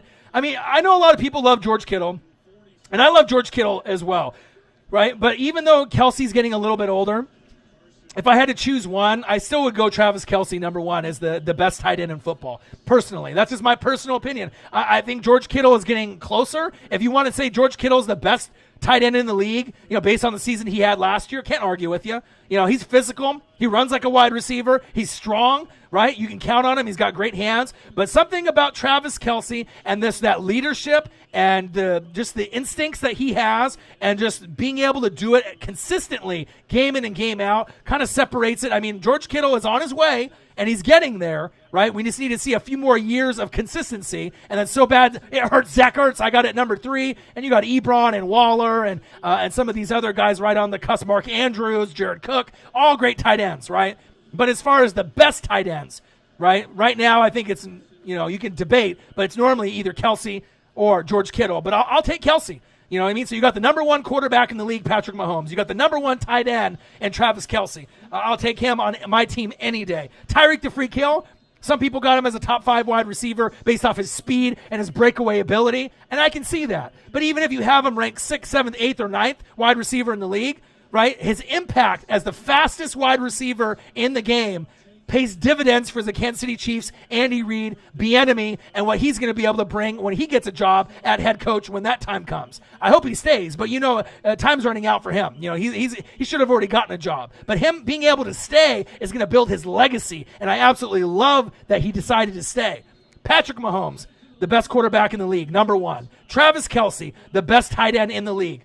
Tyreek the Freak Hill, the fastest player in the league. These things make a difference. Sammy, Shaboing Boing Watkins, very solid.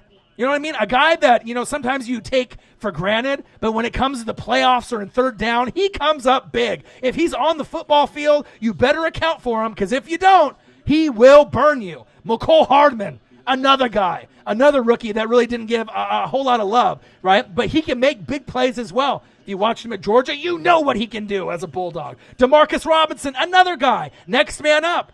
He can do it too. And then let's not even forget about Darwin Thompson. Shit, when all the other guys get injured, right, you still got another guy you can throw in. Yeah, he might be a little undersized, but he can do it. Patrick Mahomes, Damian Williams, Clyde Edwards-Helaire, Darwin Thompson for depth, Travis Kelce, Tyreek the Freak Hill, Sammy Watkins, McCole Hardman, Demarcus Robinson. Fuck, does it get any better than that? Man, love it. Odin's Child in the building. What a do. JJ Trilla, appreciate you as well. But yeah, that's the list right there. Kansas City Chiefs, the champs, is here at number 1. So as a little replay and a little recap, teams that I like to be better than last year and offenses to be scary and to really show some havoc. The Eagles, right? Carson Wentz. Odin's Child, $10, my boy. Appreciate you. Fly, Eagles, fly. Carson Wentz, Miles Sanders, another running back that's very underrated in this league. Jalen Reagor, the draft pick. Alshon, Zach Ertz, Dallas Goedert, even though he got knocked out, still love you. He's going to be able to show what he can do. Great offense there. Kyler Murray, D-Hop, Larry Fitzgerald, Andy Isabella, Kenyon Drake. Oh, I love that. The Cardinals are going to be great. Matthew Stafford, Kerryon Johnson, DeAndre Swift, all the wide receivers, Marvin Jones and company. Lions should be a team that people will probably take for granted. But don't be surprised if the Lions get second place this season, or maybe if something happens injury-wise with the Packers and Vikings, maybe they overachieve and end up winning the NFC North. I mean, would it be that crazy to think that if the Lions every 4 to 5 years get close to first place, or if not first place in the NFC North, second? I mean, it could happen. We know the Bears should be the worst team in the NFC North. And you kind of have an idea what the Vikings are going to do. They should be probably somewhere in that 7-win range if they're really bad, right? And then they have potential to get to probably 11. But the Lions, we don't know. I mean, a lot of people are saying maybe about 5 wins for the Lions, but is that crazy to think if they win a few games in the division that they get to 9 wins? I don't think it's that crazy, especially if DeAndre Swift plays like Todd Gurley at running back and Kerryon Johnson is that third down kind of change of pace back. I really like the weapons that the Detroit Lions have. The Green Bay Packers, right? You got Aaron Jones. Who? Aaron Jones, Aaron Rodgers, Mr. Discount Double Check, Devontae Adams. They got plenty of pieces. As long as Aaron Rodgers is out there, you're going to be able to win games. And having Jordan Love and sprinkling him in, just like, obviously, Jalen Hurts with the Eagles, you're going to get a little Jalen Hurts sprinkled in with Carson Wentz. You're going to get a little bit of Jordan Love sprinkled in some packages with Aaron Rodgers. So Rodgers might only be there for a year or two, and then they'll trade him off. Maybe Brady will be gone, and Tampa Bay will go for Aaron Rodgers in a couple years. I'll take him, even at that old age. But you got to be able to see the development. I know Aaron Rodgers isn't happy, but bringing in a Jordan Love was smart. And we'll have to see if it pays dividends. I know they wanted to bring in another wide receiver or another weapon. But Allen, the Lazard, kind of made some plays last season, and they got a few other guys. So the Packers should be great. Ryan Tannehill, Derrick Henry, A.J. Brown, and the Titans. I love them. The Niners, Deebo Samuel out. Brandon Ayuk from Arizona State in. Niners offense will be great. The Broncos, Drew Lock. Cortland Sutton, a number 1 wide receiver. Right? You got KJ Hamler, another wide receiver. Then you bring in Jerry Jeudy from Bama. They're going to be exciting. Broncos should have a better offense next season. Seahawks, you got Russell Wilson. You're going to win games just like Aaron Rodgers. If you got Aaron Rodgers and you got Russell Wilson, you're going to win games, and people are going to say that's pretty much, you're going to get to the playoffs unless something happens to you, period. Something happens to Aaron Rodgers or Russell Wilson, you're fucked, right? But if you end up having those guys there, more than likely you're going to get to 9 wins or above, typically 10 wins or more. Right? I love Tyler Lockett. I love DK Metcalf and his progression. He dropped way too many balls last season. If you had him in fantasy, sometimes he came up big. 7 catches, 85 yards, 2 touchdowns. But then there was games where he didn't come up big, where he had 3 grabs for 18 yards, and he fucked me in fantasy. But Tyler, get to the door and Lockett is always money. Great route runner, great hands. And he's one of those guys that can really prove, if you weren't really too sure if Tyler Lockett was a number 1, he is a number 1 wide receiver. Absolutely love his game. And if you saw some of the receivers they've had in the past, Lockett had to wait his turn. But he really showed that he is the man. So I'm really excited to see what the Seahawks are going to do. And the Rams, for that matter of fact as well. Cam Akers from Florida State is going to be able to, hopefully be the starter. Then you got Malcolm Brown and you got Darrell Henderson. One of the guys will be a change of pace back. One of the guys will be the goal line back. Malcolm Brown probably goal line back. Darrell Henderson, change of pace back, right? Cooper Kupp, contract year. He's going to get a lot of opportunities. Brandon Cooks out. Cooper Kupp in. Jared Goff in the offense should be better. So I'm excited there. Those are teams. Bengals, Browns, Chargers. I got question marks. But I love Joe Burrow. And I love what they can do. A.J. Green. Comeback player of the year? Maybe. T. Higgins from Clemson. Love him. Could be great. Avoid the Boyd. Tyler Boyd. Great wide receiver last season if you had him in fantasy in A.J. Green's absence. And they still got John Ross. Great first couple games of the season in fantasy, and then he got hurt. But you got 4 quality wide receivers. John Ross, the speedster. T. Higgins all around. A.J. Green, that big body. If you watch Action Bronson, Big Body Bess. You watch Action Bronson, fuck that, delicious. You watch that show, and you see Big Body Bess, that's A.J. Green. You feel me? He's a guy that can do everything, but he gets hurt.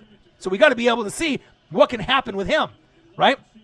And then with Avoid the Boyd, he's just kind of that intermediate guy, kind of like a Tyler Lockett. He can do everything as well. So we'll have to see where it goes. But I kind of like the potential, and Joe Mixon also. If Joe Burrow can keep these fuckers healthy, if he can keep these guys healthy, the Bengals might be able to win more than 4 or 5 games than a lot of people are anticipating. Yeah, the Browns, Baker Mayfield, yeah, I hear all that. But I don't know if I'm really sold on Baker Mayfield. It's just like every year, I mean, you're going to have a new quarterback system put in, a new head coach. I'm not really big on Odell and Jarvis Landry personally. You know what I mean? Njoku, I'm not really big on those guys, you know? We'll see what happens. You brought the Falcons tight end in as well, but I don't know. I'm kind of excited to see what the Bengals can do, and Joe Burrow, I'm really rooting for him. Burrow, Tua Tagovailoa for the Dolphins, and Justin Herbert from my Ducks going to the Chargers. I really want to see them do some big things and take over as the young group, you know, to replace some of these older guys that are going to be out of the league soon. Roethlisberger, Breeze, Brady. These guys are going to be gone. Rivers. They're going to be gone sooner than later. That's big facts. The Buffalo Bills. Josh Allen, Stephon Diggs, John Brown, Cole Beasley, right? Zach Moss from Utah, Devin Singletary, TJ Yeldon, Dawson Knox, very underrated at the tight end position. That's my main runner-up, my honorable mention. That's why I put him on the screen. Diggs gives them a true number 1. They got better when they had Beasley and John Brown. Josh Allen, 1 year better in the system. I really feel that the Buffalo Bills are going to be the 3rd best team in the AFC.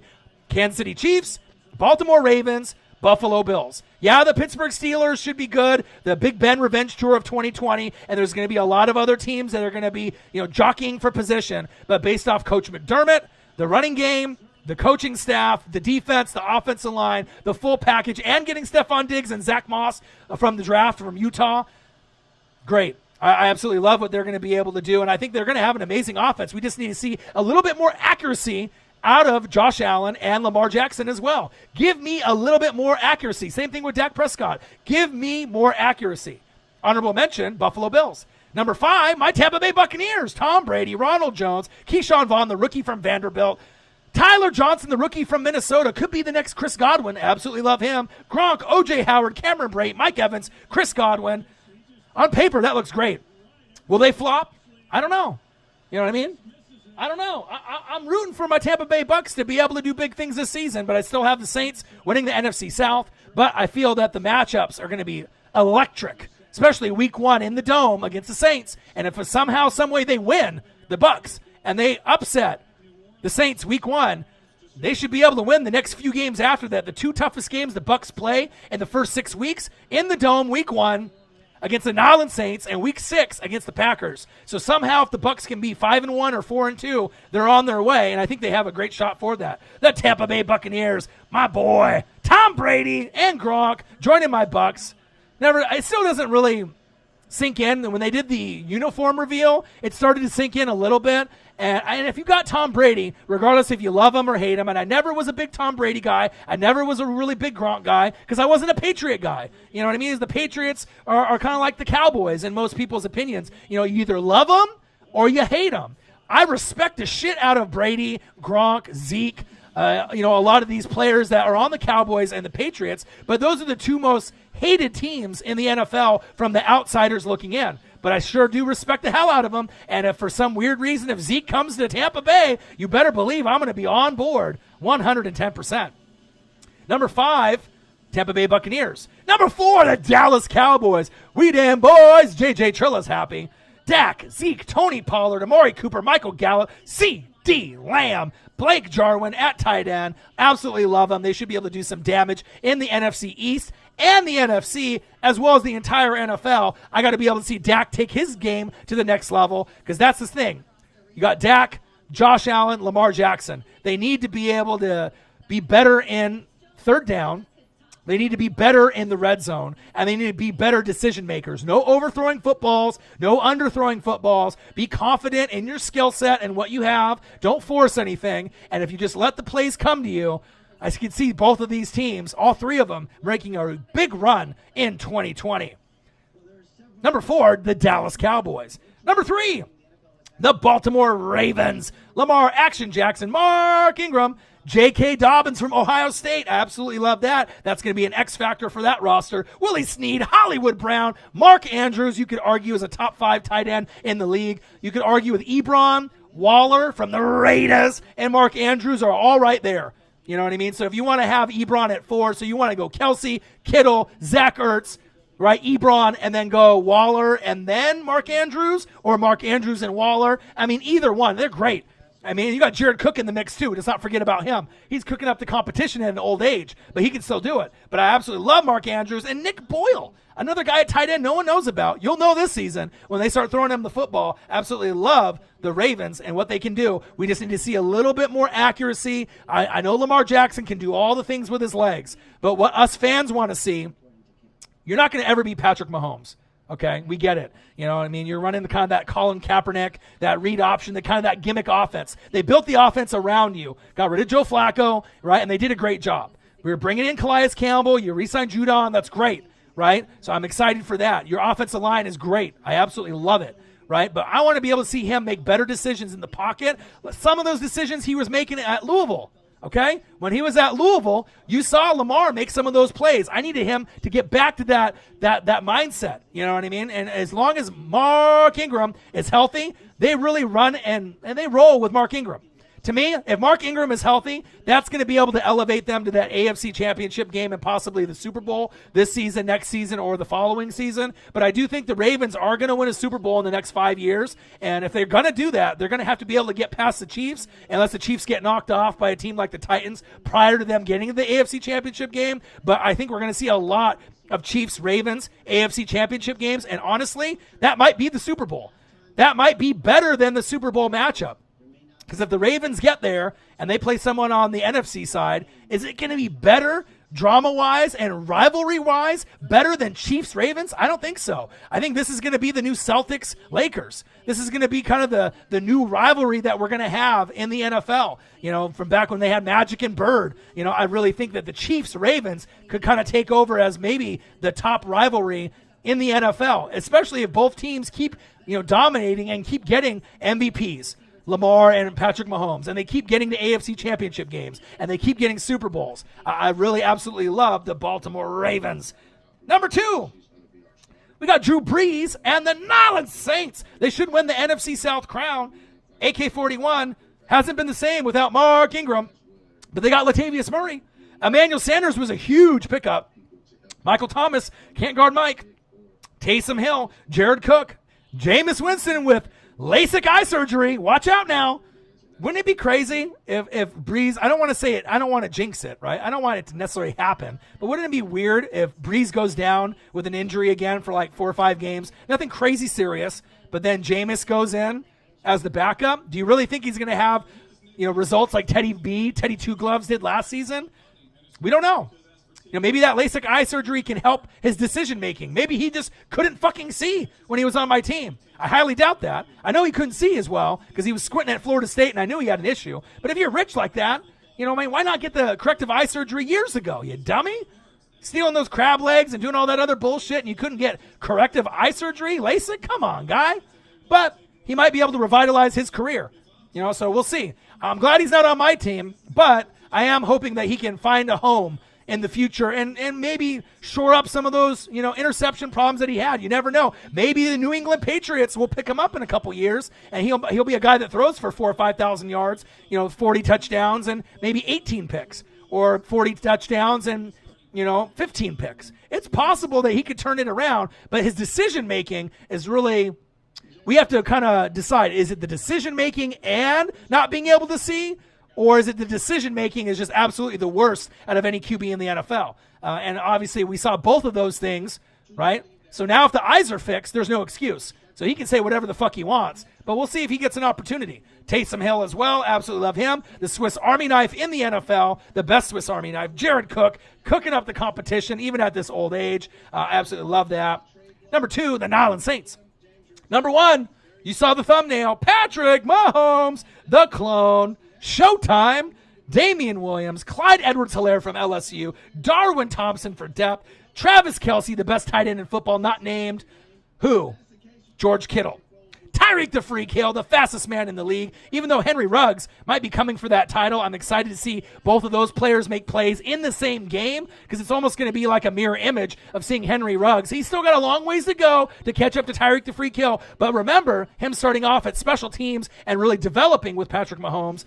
They don't have a quarterback in Carr or Mariota to be able to take Ruggs' game to the next level. But Ruggs definitely has that speed, and I'm excited to see what he can do and kind of compete with Tyreek the Freak Hill with that speed. Sammy Shaboing Boing Watkins, McCole Hardman, very underrated from Georgia. Demarcus Robinson, another guy as well. The Kansas City Chiefs, the champs is here, have a great depth, and I think that they can definitely repeat, and they can obviously build a dynasty, something that where we can see the New England Patriots is the Kansas City Chiefs. Down the road, can the Kansas City Chiefs win 2, 3, 4, 5, 6 Super Bowls? You better ass they can. You better bet your ass they can. They're that good. You know what I mean? They still need to be able to keep a good D coordinator in the building. They still need a good O coordinator to call plays. Andy Reid needs to stay as long as possible. You need to keep guys like Frank Clark, Chris Jones, and Honey Badger there. But if you can keep the core, I love them. You know what I mean? I haven't seen a player like Patrick Mahomes ever, and I've been watching football since 1985. You know what I mean? We call him the clone, and we gave him that nickname, not Showtime, like the media. We gave him the clone because he's got a little Tony Romo in him for improv. You know, he's got a little Brett Favre in him in that gunslinger mentality. He's got a little Dan Marino in him with that gunslinger mentality. He's got a little Joe Montana in him. I mean, he's got so many pieces of so many quarterbacks combined into one. I've never seen a quarterback this talented at this age, this early ever. And I honestly feel if he can stay healthy and play for 18 to 20 years or 15 to 20 years, he might go down as the best quarterback of all time. Yeah, I said it, of all time. There's a chance, there's a possibility that you might see Patrick Mahomes, Tom Brady, right, Joe Montana, Elway, Peyton Manning, all those guys on Mount Rushmore when it's all said and done. And as long as we don't have any significant injuries. And I don't think there's anyone that's playing quarterback today that you can say that about besides him. No one else. There's no one else that's in that caliber. Not even close. You know what I mean? And if he can get to that 4 championships, 5 Lombardis, 6 Lombardis, you're going to be able to have him surpass Brady in most people's eyes. Montana, 4 Super Bowls, no cheating, 2 early, 2 at the end of his career, 81, 84, 88, 89, getting him done then, which is amazing. I'm a big Joe Montana guy. Peyton Manning, only guy to win it with 2 different teams, with the Colts and the Broncos, something special there. Elway, going to so many Super Bowls, losing the 3 and then getting the 2 at the end of his career. So there's going to be a lot of debate. But I've never seen anybody like Patrick Mahomes, and I'm jealous. Andy Reid hit it right on the head, and Alex Smith was a big part of his development. But sometimes getting those baseball players that have those arms and they transition to NFL quarterbacks. The Chiefs deserve it, though. All the heartache, all the 50 years of waiting and all those games that I used to watch with Derek Thomas and Christian Okoye, 2 of my favorite players at linebacker and running back ever. Derek Thomas, DT, 58, and Christian Okoye, if you remember him, right? Nigerian Nightmare. And they went through so many different Elvis Gerback and all these different players. It makes me feel good when finally you end up getting this gem. It's like the Ken Griffey Jr. coming to Seattle for me. You know what I mean? You just never thought that the team was going to be able to get to that point, right? But obviously the Chiefs are much further along than we ever thought. So that's big facts.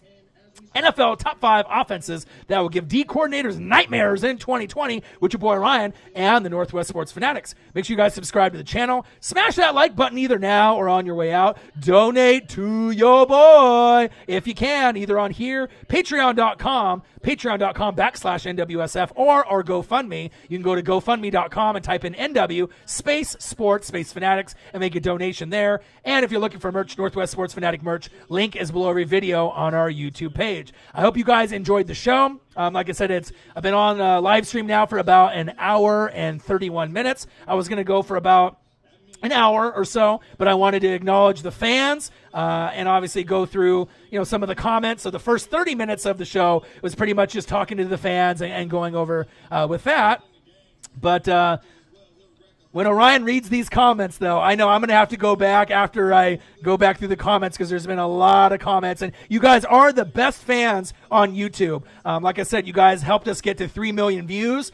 as a channel, which is great since we started the channel in 2017, even though me and Marcus have been recording on Facebook since 2013, but we didn't really start the YouTube channel since 2017. So from 2017 to 2020, we got to 3 million views, and that's because of you guys. Absolutely love you guys and appreciate you guys. You guys are very educated. You're passionate. You guys show love with the donations and the education and just the talks that we have on Twitter, Instagram, Facebook, and all of the above. We're getting closer to 20,000 subscribers, so I really need your guys' help. Me and Marcus, if you guys can, tell any friend, even if just some of you guys could just tell one friend, that's going to get us closer and closer, because I think we need about 600 or 700 more subs to get to 20K. And once we get 20K, I feel it'll start snowballing a little bit more. And if I got to keep grinding and, keep editing, keep putting out, videos, hopefully I'm going to be able to have a scoreboard put up. So you're going to have logos of your teams up at the top, scoreboard up there. I'm going to try to make it. I've been working hard with the editing and trying to make it look nicer for y'all. But I love you guys. I appreciate you guys. I'm always thinking about you.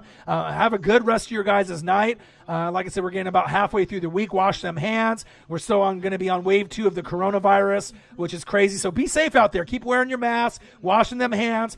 Baseball is back. All right, watch that Griffey doc on MLB Network. It's amazing. If you haven't seen it, it was on Sunday, on Father's Day, hour and a half long. It's well worth the watch. I liked it even more than the Jordan 10 episodes, 1 hour each, the Jordan documentary. But again, I met King Griffey Jr., when I was 7 in his rookie year, right? And he is my hero, my idol, besides my dad, right? So for me being able to, watch someone that I feel is my favorite player of any sport, and I met him, and I have his autograph on his rookie card, Upper Deck, Don Russ, Fleer, and I met his dad, King Griffey Sr. I have photos with both of them, with me and him. It doesn't get any better than that. And when I met him, I knew he was going to be a Hall of Famer, and at 7 years old, I knew how special that was. And then 3 years later, I met my dad's hero in Sandy Koufax, Dodger legend, the best left-handed pitcher of all time. Yeah, there's Randy Johnson. Yeah, there's Steve Carlton from the Phillies, and Randy from the Expos, right, the Mariners, and all the other teams that he played for, as you can remember, the Diamondbacks, Yankees, and all the rest. But Sandy Koufax, if you do your history, no one was better at pitching, especially there in that little run that he had in the 50s and 60s. Came in the league in 55, kind of struggled for a little bit. But then when he got into around maybe 61 to 66, unstoppable. And I got to meet him, when I was 10 years old, got the autograph, got the photo. Very special. Baseball is back, so we're going to get into spring training and some practices next week. And then around July 24th, we'll have some baseball, some MLB. No fans, which sucks, but hopefully I'll have some Sunday night baseball for some Mariners and some Dodger games that I'll be able to do. And some other great matchups in the league. Basketball is going to be back, it sounds like. NBA, so I'll be able to do some play-by-play and reactions and hopefully some reaction videos of some NBA games also as we get closer to college football and the NFL. So we're getting there. We're getting there. It's getting closer and closer, but it is what it is. Just keep positive. We're getting there. And like I said, I love you guys, every single one of y'all. NFL top 5 offenses that will give D coordinators nightmares in 2020 with your boy Ryan and the Northwest Sports Fanatics. Have a great rest of your night. Go back through and watch the video if you ended up missing some of it. The comments are lit. Love you guys. Appreciate you. I'll be back soon, hopefully in a couple days, and I'll have another great show for you. Peace. Oh, and before I go, get a special shout out to every single person that commented today, every single person that donated. Gerald Black and Gold Light Toes, 99 cents. LO Ghost Dad, $10. JJ Trilla, $2. Odin's Child, $10. Harbinger of Battle, $1.99. Thank you, all y'all. Appreciate you. Every single person that donated, every single person that showed love. Every person that commented, every single person that was, in the chat. Love you guys. Appreciate you. Didn't want to leave that out. Love you guys. Appreciate you guys. I'll be back. The best on YouTube for NFL coverage. Your boy Ryan and the Northwest Sports Fanatics. I'm out. Peace.